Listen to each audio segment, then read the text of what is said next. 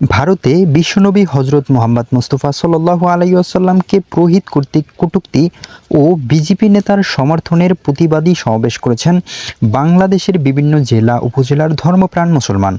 চলুন জেনে আসি এই তালিকায় কোন কোন জেলা এবং উপজেলা রয়েছে।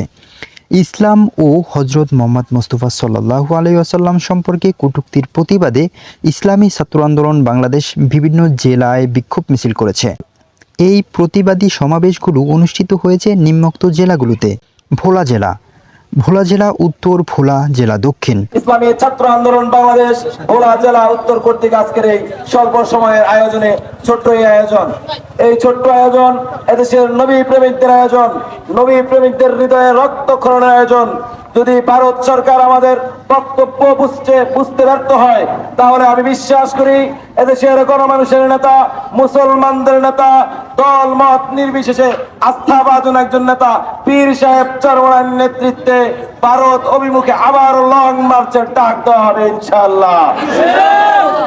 কুমিল্লা মহানগর, ঢাকা মহানগর উত্তর, ঢাকা মহানগর পশ্চিম, ফেনী জেলা, কুষ্টিয়া জেলা, বরগুনা জেলা।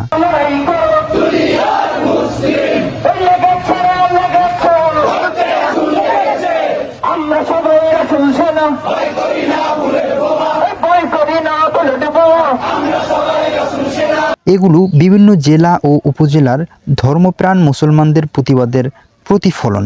প্রিয় দর্শক, এই প্রতিবাদী সমাবেশগুলো নিয়ে আপনার কি মন্তব্য কমেন্ট বক্সে অবশ্যই জানান, এবং ভারতে বিশ্বনবী হজরত মোহাম্মদ মুস্তফা সাল্লাল্লাহু আলাইহি ওয়াসাল্লাম সম্পর্কে যে কটূক্তি করা হয়েছে সে ব্যাপারে আপনি কি ভূমিকা রাখতে চান সেটিও আমাদের কমেন্ট বক্সে জানিয়ে দিতে পারেন। সুপ্রিয় দর্শক, আজকের ভিডিও এই পর্যন্তই। দেখা হবে, কথা হবে অন্য কোনো ভিডিওতে। সেই পর্যন্ত সবাই ভালো থাকবেন এবং সুস্থ থাকবেন। আসসালামু আলাইকুম।